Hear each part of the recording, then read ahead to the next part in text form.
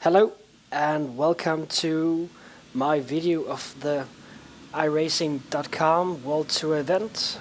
This is the 2 Hours of Sebring, and I will be driving the Corvette C6R.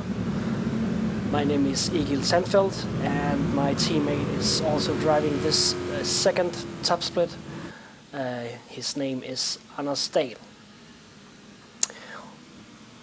We did a pretty similar qualifying, only a few tenths away from each other.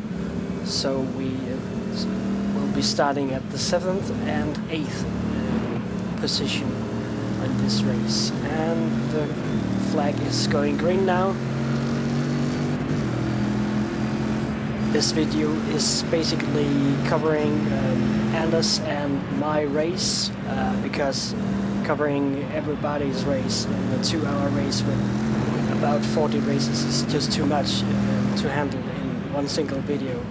So what we'll be focusing on here is my driving and Anders' driving. And we both get a pretty decent start. No fuck-ups, no errors, and we talked about before the race to start very slow off and gradually drive faster laps.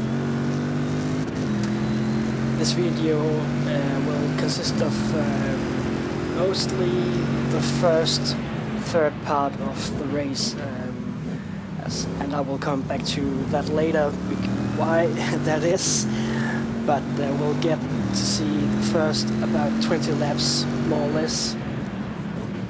Behind us at this moment we have Anders Dahl and Roberto Cini,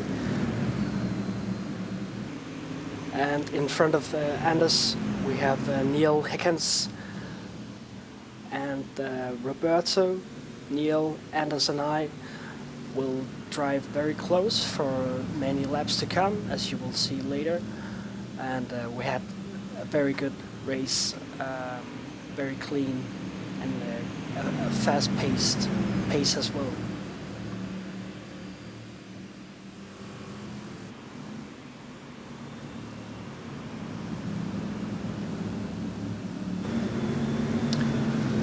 We just had a HPD spun at the last corner, and this was the first lap done, and we have about 60 to come.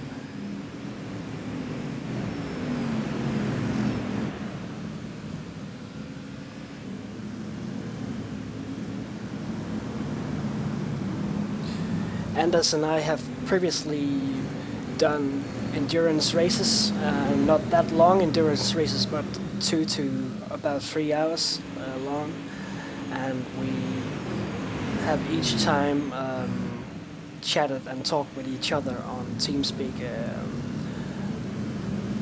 while racing, and this seems to be a very good idea.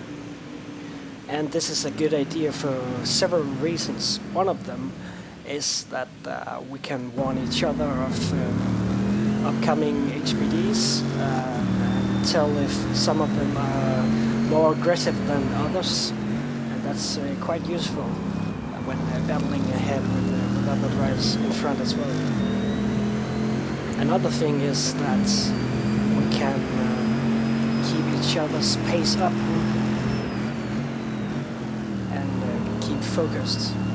It sounds a bit weird that talking to each other meanwhile racing is something that can keep the focus up, but we tend to think that it provides us with more focus on the racing. And we just saw an overtake of Jarno Matikainen. He went pretty wide at corner 15.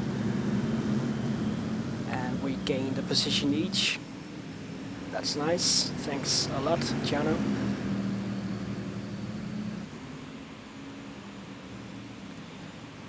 I did the setup for both Anders and I, and the setup was initially not good. It was okay, but it would be better for each lap. The tires needed to get warm before it really grips onto the tarmac. And in this race, here at the beginning, this is close racing. Anders, we are inside Anders' car now, and the car you see in front is Egil Sandfeld's. Anyway, our pace in the beginning of the race is about 1 minute and 58, and we go down in the middle of the race towards 1:57.5, sometimes below that, but it's a pretty decent setup, and I'm pretty happy with it, and I think Anders is too.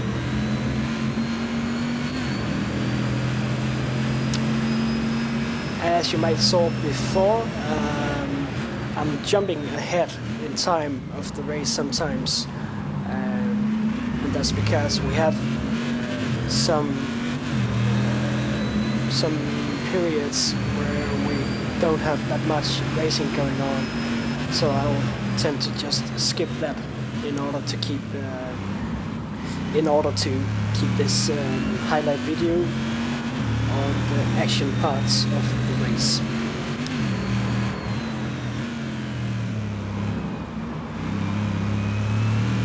I think this is lap number 3, just switching camera view to the front of my car, and in front you see Anders in the white and green car, and in front of that Egil Sandfeld. And Anders is setting up for a better corner exit than Egil, but I'm not quite sure he gets that. I almost spun out there on the grass. The mirror, you can see Roberto Cini approaching, and he actually gets by here.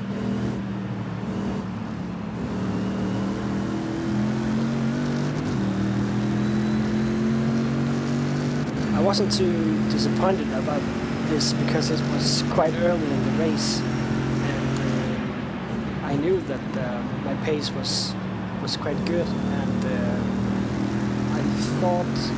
I saw Roberto being a bit more aggressive than me, so I just wanted to have him go in front of me, and I needed something to catch up against. So yeah.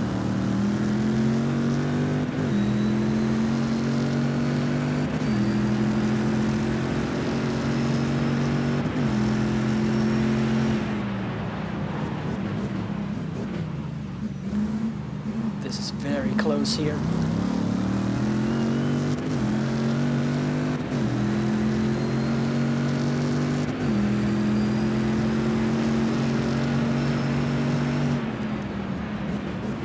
And Roberto actually tries to go on the inside of Anders, but he was too far away.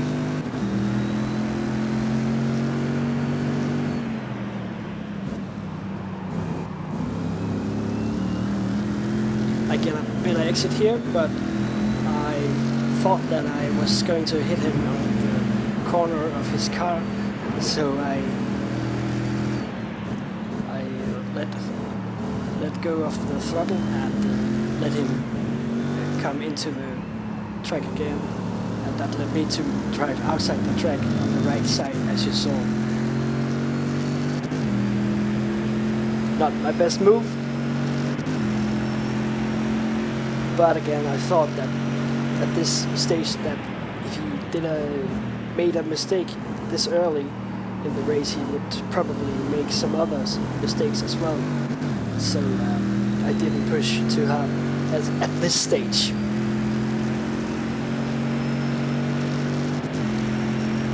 By the way, viewers, this is my first commentary on my videos, so bear with me.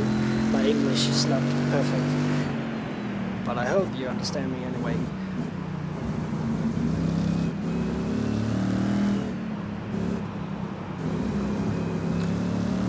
we are out on lap number 6, and Anders and my car setup are better and better for each lap, so we're going to have a lot more grip on these laps. Probably Neil and Roberto will also have that, but we both felt more stable in the cars as opposed to the first couple of laps.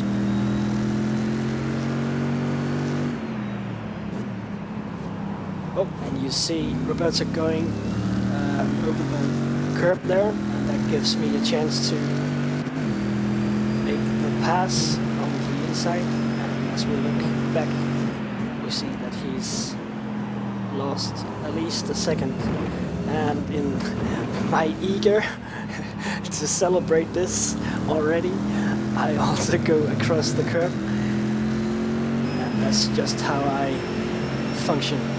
This is from Niels' car, and we're looking on to Anders.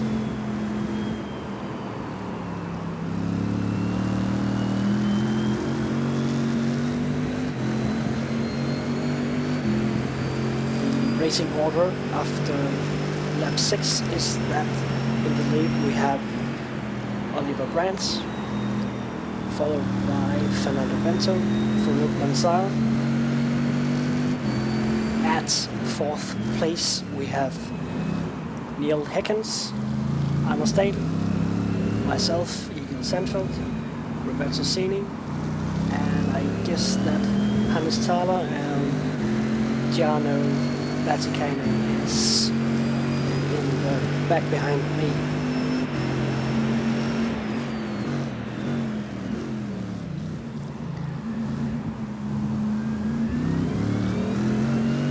Anders is really closing in on Neil at this stage.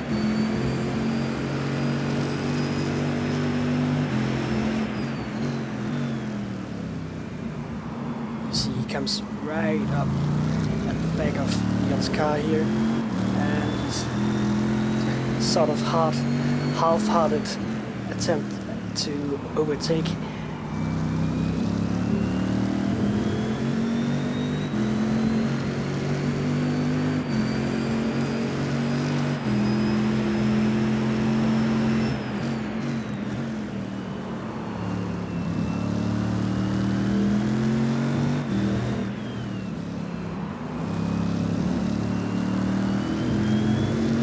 As we are driving, we are on TeamSpeak, Anders and I, and along with us we have a good buddy of ours. He's called Mads E Hansen, and he was not scheduled for doing the crew chief job for us, but he just wanted to watch the race, and little by little, he came into the role as we were asking him about lap gaps behind the leader and us, and we asked about if he could do some fuel calculations, and yeah, basically he was there to tell us when we wanted how we were doing in the race, and that was very nice of him to do that, and I actually think he also enjoyed it a lot instead of just watching it, and he could get some thoughts about the race from our side, as he would also contribute himself to the race. So that was a quite nice addition to the race, as we would always be updated on upcoming HPDs and how they were driving. So that was very good. We actually talked not the first 4 laps, but after lap number 4 we started chatting, and we're constantly being updated on this. what we're seeing here is Anders overtaking Egil. Egil had a bad exit from corner number 16.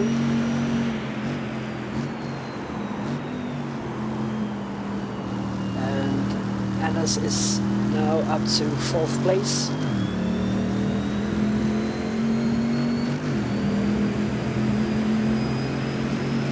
We were all very equal. You might saw in the back that Roberto Simi just tried to overtake me. He did not succeed in that. This is us overtaking Jarno Matikainen with 1 lap. So that was not for position. The next lap here, I am closing in on Neil Higgins, and watch his brake lights. That's very strange. He keeps on braking here, and unfortunately for him, he didn't have the speed to stop me from overtaking him, and I actually think that he will also be overtaken by Roberto in a few moments here. I'm not sure if it was a technical issue with Yale, because we didn't saw the brake lights engage at any other time than in the braking areas before this situation. So it's very unfortunate for him.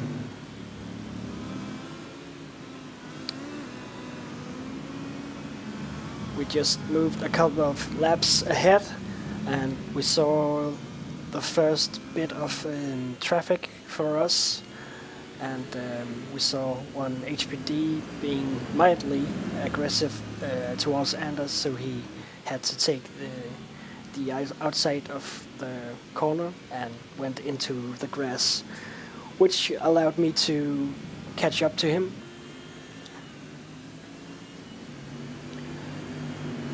And at this point I'm not actually trying to overtake him, I'm just trying to facilitate a good pace speed for him. Not by blocking the other HPDs off, but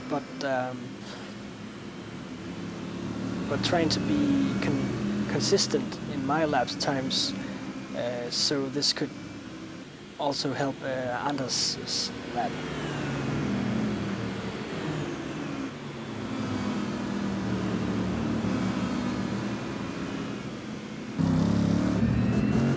We really see the traffic is increasing a lot now, and this of course meant that our lap times went down from about 1 minute and 58 to 1:59, sometimes 2 minutes dead.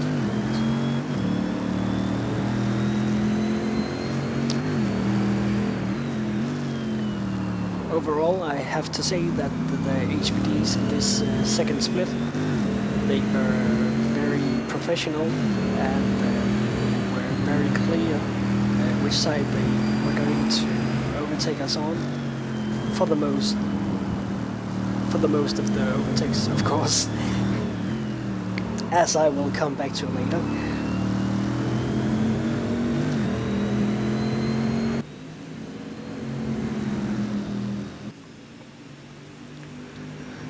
At this stage, Anders talked about his front tires were sort of cooked and he needed to brake earlier, which made me almost bump draft him a lot of the time.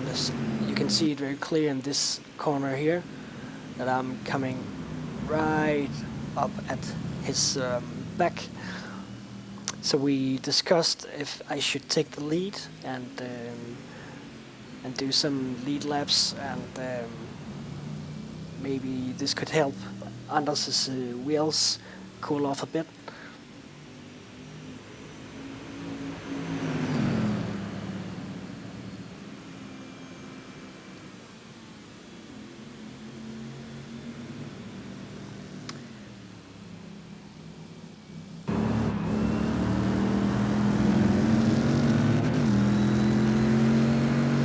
And here on lap 17, I'm overtaking Anders up into third position.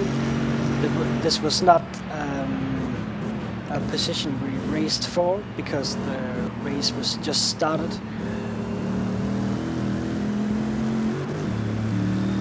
This is a lap further ahead, and I had an HPD spinning right behind me.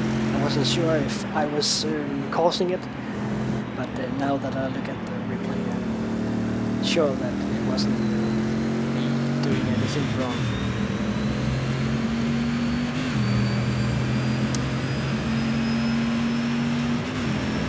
We are now moving further ahead to lap number 27, where both Anders and I are heading into the pits. We had the same pit strategy. That would be that we initially had 90 liters of fuel, and at this first pit stop our plan was to fill up about 74 liters and take a second pit stop later and filling about 50 liters at that stage. That was our initial plan, and by not filling the tank completely up at this pit stop, we thought that we could avoid some of the traffic later on in the race.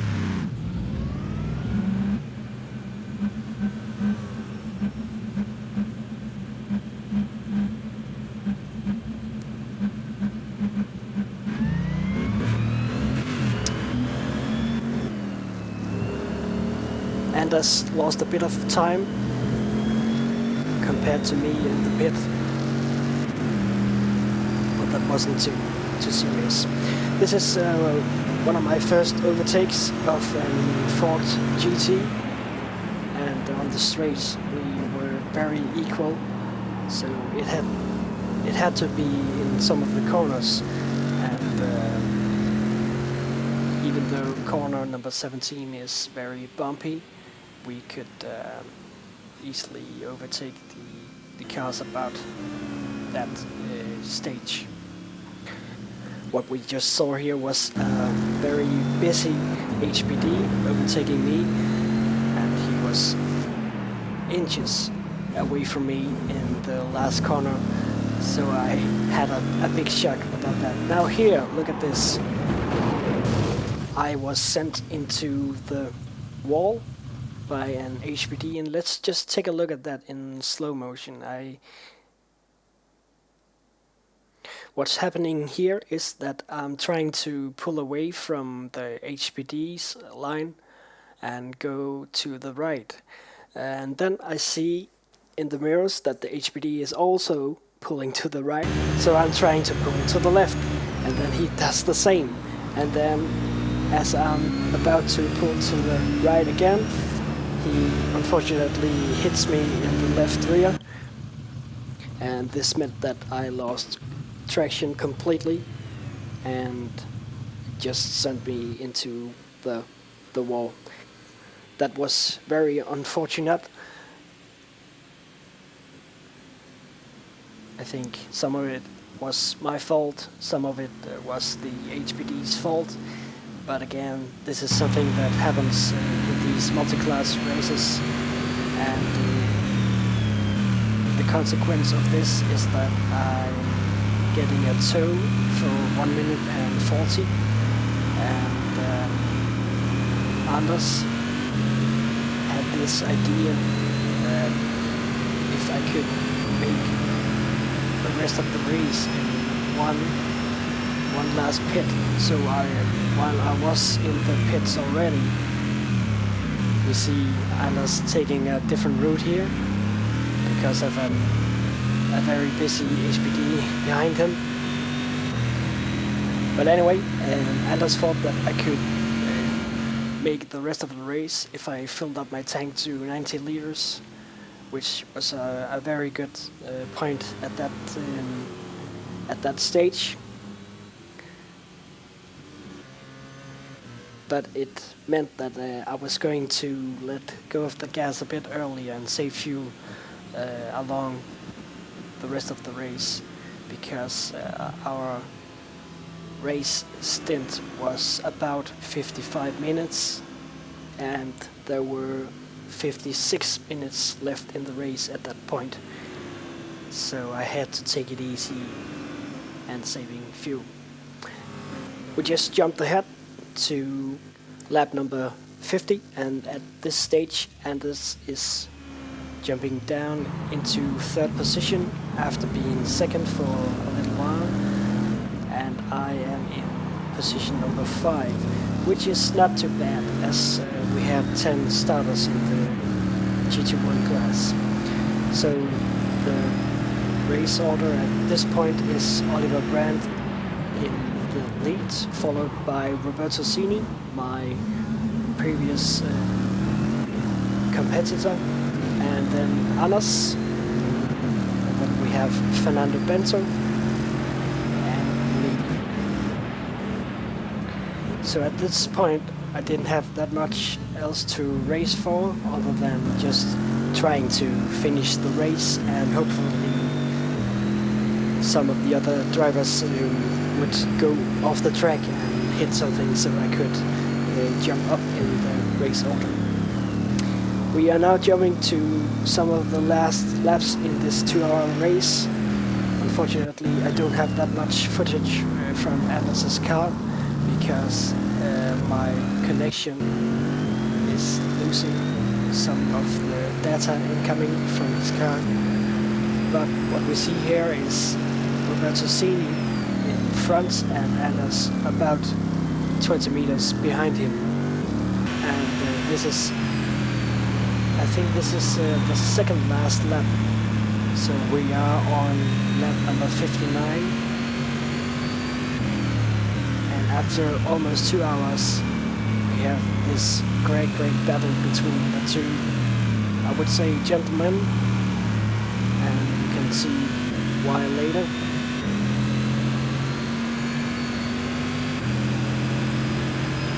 Both Anders and I were doing the late spectating of the real Sebring 12 hours race, and here in Europe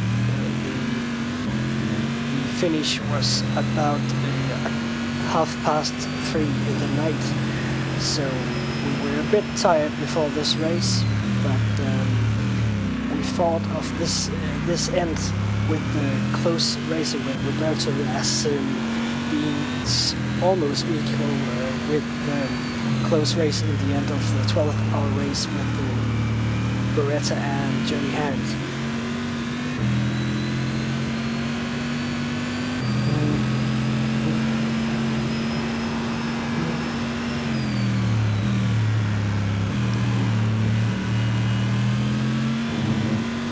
The thing is here that Roberto has had his last pit stop about 15 laps ago, while Anders just had his at the lap 50, so that's only 7 laps ago. So his tires are a bit more fresh than Roberto's. And this is the last lap for me. I don't have any more fuel in my car except for enough fuel to just pass the start-finish line. So what I'm doing here is waiting for the leader to cross the line, so I won't have to drive the extra lap around with the white flag.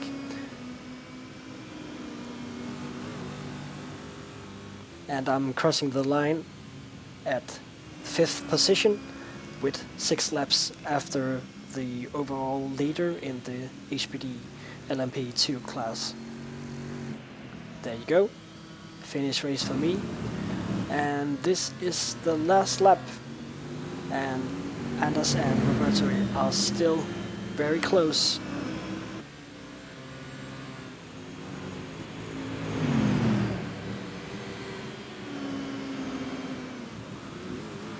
And I think that Anders here is just trying everything he has to overtake him in these last corners, and unfortunately here he locks up his front brakes and hits Roberto in the back, and this is very unfortunate. We'll just see it here again.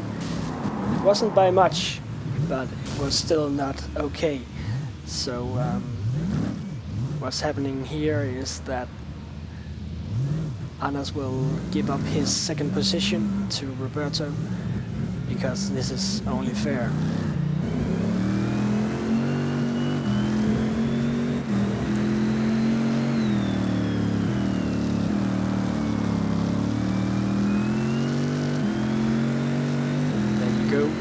Anders is pulling away from the race line, and that's where Roberto have second place.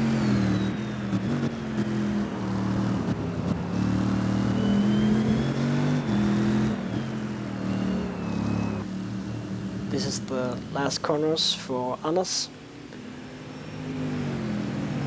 and we were actually both very happy for our involvement in this race. We did a very good race, both of us had good pace, and unfortunately I just got hit by an HPD, which took me out of the race for podium, but that's how it goes. It was still quite fun for me, and I will most definitely be doing this again when iRacing will provide us with another World Tour event. But if you have some suggestions of other races that we could race in, we are much delighted to hear about that. Here you can see the race results for the GT1 class. Oliver Brandt in the lead, followed by Roberto Cini, Anders Dahl, Fernando Bento, myself, and then we have the disconnected guys. That was a bit sad to see, but I think that Neil, for one, had some technical issues, and that's just how it goes. Well, that's all for me. I hope you enjoyed my video recap of the Sebring 2 hours, and I will see you on the track.